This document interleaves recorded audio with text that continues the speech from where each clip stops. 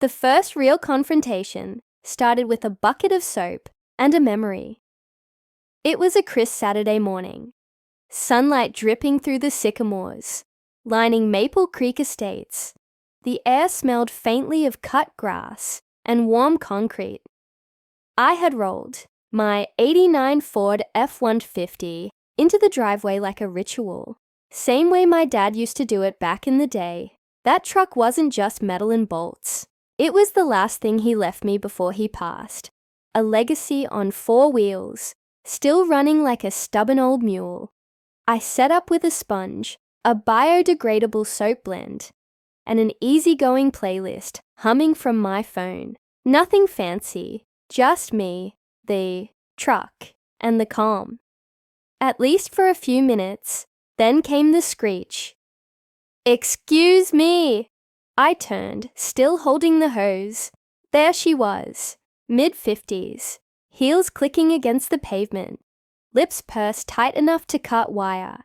Karen Whitmore, head of the HOA, self-anointed enforcer of suburban decency. She gripped a clipboard like it was a weapon. Her eyes narrowed beneath tinted glasses. "What do you think you're doing?" she barked. Washing my truck," I replied, blinking. "That is a direct violation of Article 6, Section 2 of the Maple Creek Covenant. Vehicle washing is prohibited in driveways. Plain and simple." I looked down at the water circling the drain and then back at her. "It's just soap, Karen. Biodegradable, barely a drizzle." She stepped closer, nostrils flaring. "It doesn't matter what kind of soap it is. Runoff damages the storm drains. This is a community, not some redneck garage." I straightened, suddenly less amused. "This truck belonged to my father. I'm keeping it clean, not tearing up the street." "Doesn't matter," she snapped. "This is your first and only warning. Next time, there will be consequences." She turned on her heel and stalked off, clipboard bobbing with self-righteous rhythm. I watched her go, half expecting to see smoke trailing from her shoes. I had moved into Maple Creek Estates for peace and a fresh start. Instead, I was now the prime target of the self-declared neighborhood sheriff, a woman who probably dreamed of writing citations in her sleep. Still, I let it go. She was annoying, sure, but I had better things to do than feud with a lady whose hobby was rule enforcement. Or so I thought. The next morning, a bright red envelope fluttered on my front door. I tore it open and scanned the note. Violation, notice, unauthorized vehicle maintenance, $250 fine. Failure to comply will result in escalating penalties. Signed neatly in cursive. K. Whitmore, Enforcement Chair. I laughed out loud.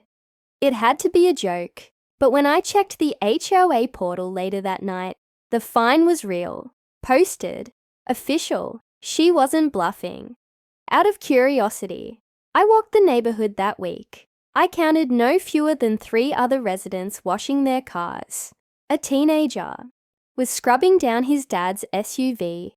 A retired couple even had a hose out and folding chairs set up next to their minivan. No fines, no red envelopes, no Karen in sight. It didn't take a detective to see it. This wasn't about water conservation or runoff. It was personal. For whatever reason, I'd landed on Karen's radar, and she was firing from all barrels. Considered appealing the fine at the next HOA meeting. But deep down, I knew it wouldn't make a difference. Karen didn't want understanding. She wanted obedience. That night, I sat on my porch, beer in hand, truck still gleaming faintly from the wash. I thought about my dad, how he'd roll up his sleeves and spit oil from his mouth while he taught me how to replace spark plugs. He used to say, "Some people just need to be in charge of something, even if it's nonsense. Don't let him run you over." I didn't know then just how far Karen was willing to go, but something had shifted. She wanted control. I wasn't giving it. The next week, it escalated, not gradually. Karen didn't believe in subtlety. It was like she'd declared war on my driveway. Every morning, I'd find another courtesy notice, tucked under my windshield wiper, taped to the door, or shoved into my mailbox with surgical precision. Violation: trash bins visible after pickup, $50 fine. Violation: garden hose improperly coiled, $25 fine. Violation: American flag faded at the edges. Replace or remove within 48 hours. My flag, that one, burned. It was the same one I'd carried back from deployment. Sun faded, sure, but earned. I stood staring at that last notice for a long time. My fist clenched tight enough to crumple the paper. Karen had no idea who she was pushing. Or maybe she did. Maybe that was the point. A few neighbors started to notice. Old man Riggs from 2 houses down muttered, "Don't take it personal, son. She's been running this place like her own kingdom ever since her husband left. Power's the only thing she's married to now." Others offered nods of sympathy, little side glances when I walked by. But no one dared cross her. Karen didn't. Just run the HOA. She was the HOA. She chaired every committee, reviewed every application, and knew every clause of the covenant like scripture. And me? I was becoming her sacrificial example. So I did the unthinkable. I fought back, with politeness. The next Saturday, I parked the truck in the same spot, this time with a plastic drip tray under it and a water reclamation sponge mat I ordered online. I even posted a laminated sign on a lawn stake. Eco-friendly, wash in progress, no runoff, no soap, no problem, just to twist the knife. I attached a tiny QR code linking to EPA guidelines on responsible water use. If she was going to weaponize the rules, I'd sharpen my own. By noon, the truck gleamed. Again, I leaned against it, sipping iced tea, waiting. Sure enough, she came striding down the sidewalk, clutching that ever-present clipboard like it held nuclear codes. She didn't speak at first, just stared at the sign, then the tray, then me. "You're mocking the system," she said finally. "I'm following every rule," I replied, voice level. "Twice over, actually. Want to check the pH of the runoff." She ignored the jab. "This isn't about runoff. It's about order. If everyone does what they want, the community falls apart." "Karen," I said, "you're not preserving a community. You're policing a fantasy." Her face darkened. "Don't say I didn't warn you." She stalked off again, but not before snapping a photo of my license plate. For her records, no doubt, that evening, I sat on my porch again, a little more on edge. I knew she wouldn't take the loss quietly. Sure enough, Sunday morning brought a surprise. A full-color notice taped across my garage door like a public shaming. "Attention! This property is currently under compliance review for repeated violations. Homeowner refuses to cooperate with HOA standards. The board is investigating further action," in bold red font, big enough for the entire street to read. I stood there, blinking at it, blood rushing in my ears. That was it. No more playing polite. I pulled out my phone and started documenting everything. Photos of every notice, screenshots of the community rules, videos of other residents washing their cars with zero consequences. I was building a case. Karen wasn't just a busybody. She was targeting me, and if she wanted a battle, she'd get one. But I didn't know then she'd take it one step further, because the next time I pulled out the hose, she called the cops. It was almost theatrical, the way it happened. A blue sky Sunday, church bells ringing faint in the distance, families setting out lawn chairs, kids wobbling on bikes, birds chirping like background extras in a feel-good film, and then me, crouched, in my driveway, spraying the undercarriage of my truck with nothing more than a pressure washer filled with distilled water. Not soap, not chemicals, just water. I hadn't even gotten to the tires when I heard it. A voice like nails on a chalkboard. Stop. What you're doing right now. Karen. But this time, she wasn't alone. She stood across the street, flanked by two of her HOA loyalists, Betty and Hank, each armed with a phone.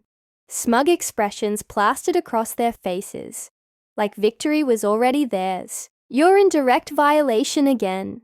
Karen shrieked, pointing her phone at me, filming like I was some tabloid celebrity caught in a scandal. I'm literally just rinsing dust, I said calmly, not pausing. No soap, no runoff. Check the mat. You think you're clever, she spat. Well, let's see how clever you are with law enforcement involved. And just like that, she pulled out her phone and dialed 911. Froze. Sure, I knew Karen had a flair for drama, but I never thought she'd actually weaponize emergency. Services over a garden hose. 911, what's your emergency? I heard through her speaker. Yes, I need immediate assistance, she said, voice trembling, fake panic laced in every syllable. There's a man violating our neighborhood's environmental policies. He's aggressive, won't stop. He's escalating. Aggressive? I stared at her, slack-jawed, hose still in hand. Within 10 minutes, a cruiser rolled up, blue lights flashing like I'd robbed a bank. Officer Ramirez stepped out, a young cop I'd seen around town, his hand resting casually near his belt. Not tense, but alert. Karen ran to him before he could reach me. He's been warned, officer. Multiple times. He's disturbing the peace, ignoring HOA directives. There might even be hazardous waste involved. Ramirez nodded slowly, then turned to me. Sir, can you tell me what's going on? I kept my voice steady. I'm rinsing dust off my truck. No soap, no chemicals. I've got the environmental compliance mat right here. She's been fining me for weeks over bogus violations. Ramirez glanced down, inspecting the setup. You mind if I take a look around? Go ahead, I said.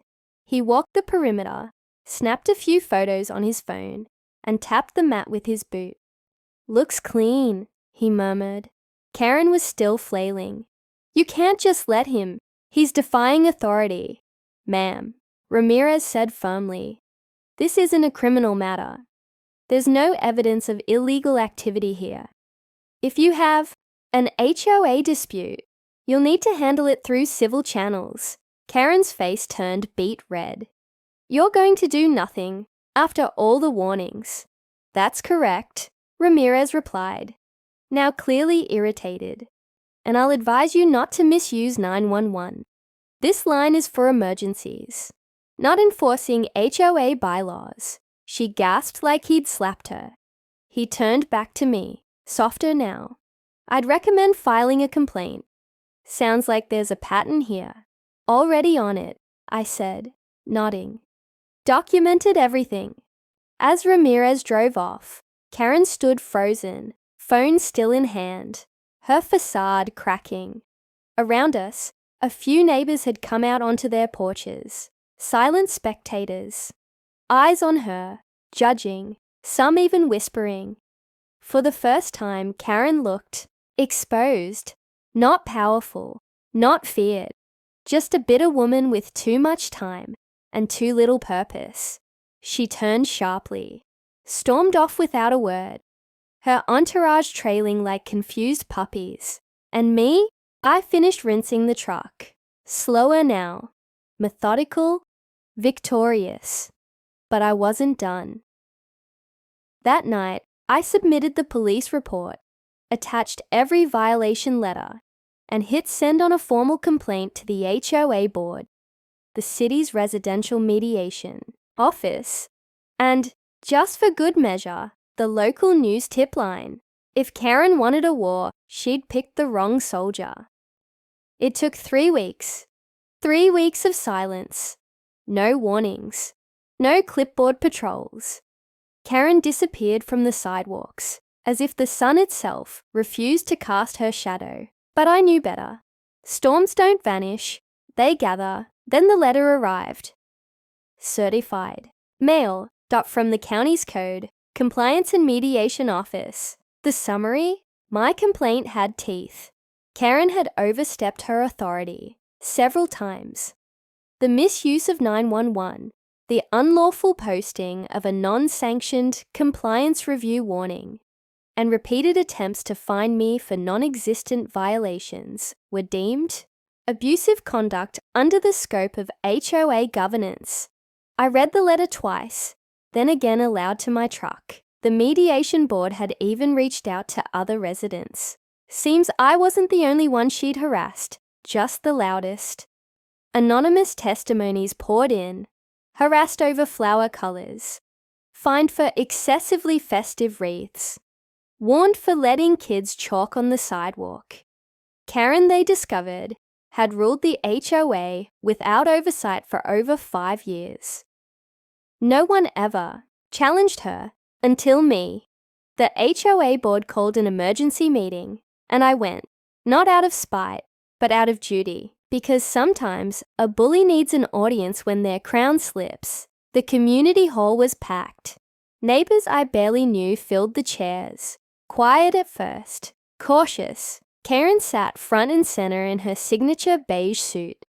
Arms folded, lips pressed so tightly they could crack granite. The board president, a wiry man named Greg, who rarely spoke above a whisper, cleared his throat. We're here to discuss concerns raised against current HOA chairwoman Karen Lindley, specifically allegations of misconduct and abuse of authority. Karen stood immediately.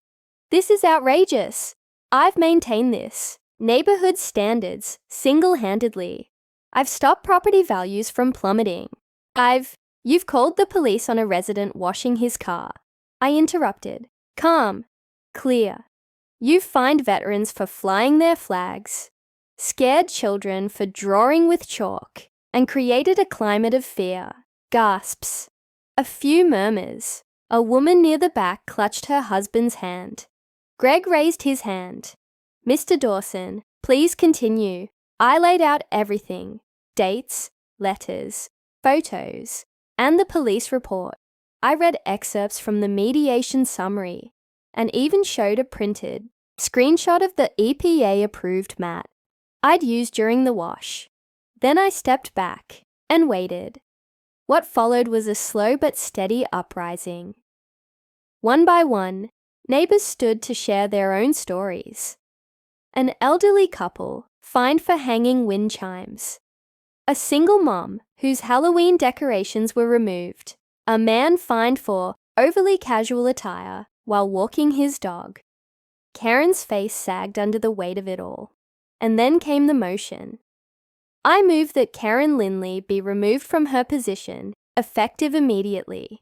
Greg said, his voice now steadier. A vote was held. Unanimous. Karen stood, trembling. You'll regret this. You think he's a hero. He's a troublemaker, a rogue. No, Greg replied. He's a neighbour. She stormed out of the room, heels clicking like gunfire across the hardwood floor. I didn't celebrate. I didn't gloat.